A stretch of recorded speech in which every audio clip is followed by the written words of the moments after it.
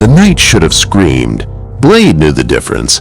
He had learned it the hard way, in cities that never slept and graves that never stayed full. A real vampire knight always screamed, through the gutters, through the walls, through the back of the brain.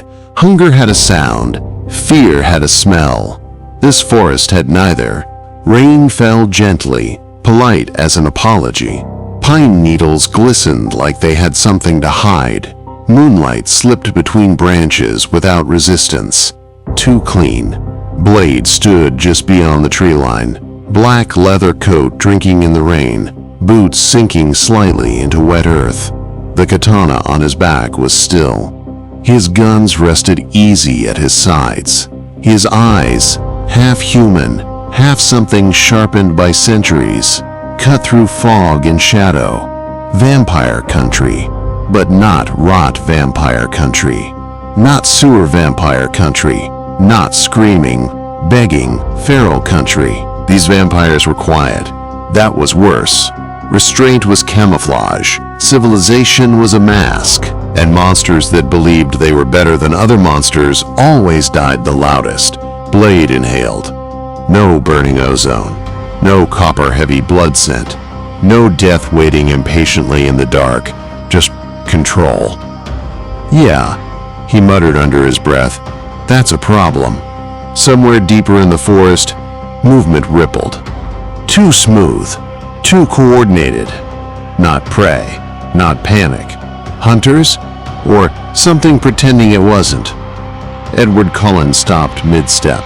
The deer lay still at his feet, throat cleanly opened, blood already cooling into the soil. He should have felt satisfaction, control, pride. Instead, he felt pressure, not pain, not fear, weight. As if the night itself had leaned closer to listen, Edward straightened slowly.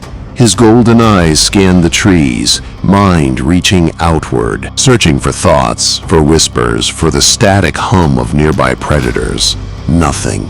That was wrong.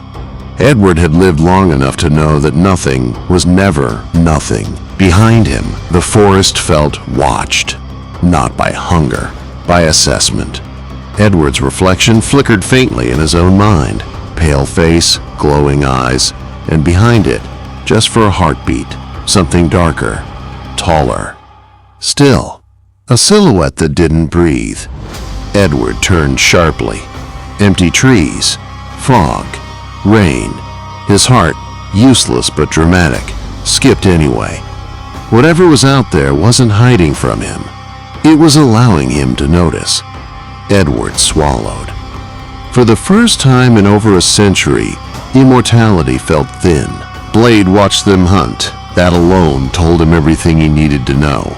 They didn't rush, they didn't tear, they didn't lose themselves. They treated killing like etiquette. Golden-eyed vampires moved through the trees with ritual grace, draining animals just enough to survive. No waste, no frenzy, no mess. Vegetarians. Blade almost laughed. Almost. Because that lie had gotten a lot of people killed over the years. He cataloged them anyway. Body language, reaction times, emotional restraint. This wasn't a nest.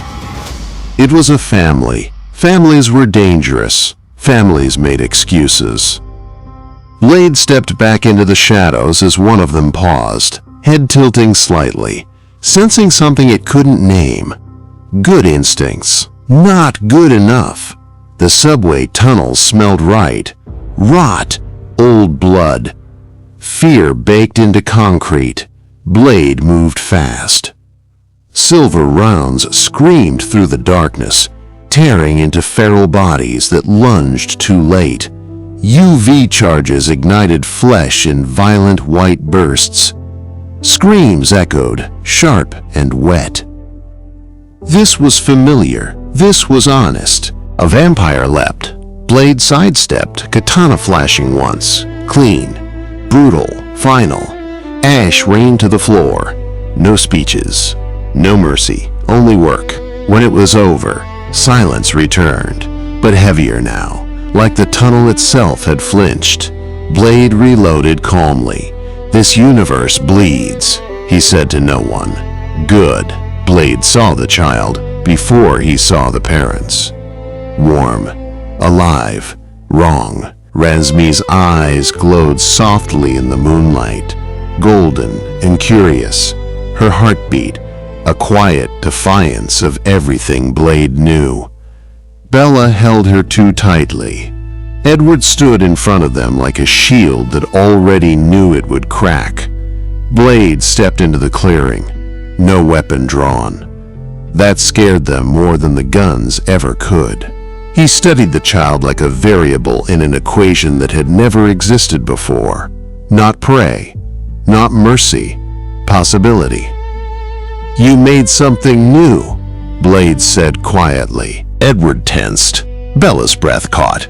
"That makes this complicated." Edward moved first. Fast, furious, protective. Blade was faster. Steel met stone. Sparks screamed. Edward stumbled back, not from pain, but from shock. Blade hadn't overpowered him. He'd corrected him. "You fight like you're afraid to win," Blade said calmly. "That'll get people killed." Moonlight cut the clearing into silver wounds. The forest held its breath. Then Blade stepped back. Not retreat, decision. Sunrise found Blade walking alone down an empty road. Wounds marked his body. Not fatal. Never fatal. Mist swallowed his silhouette slowly. Behind him, Edward watched from the trees. Changed. Older somehow. The forest would heal, but it would never forget. Immortality hadn't saved them. It had only delayed the hunter.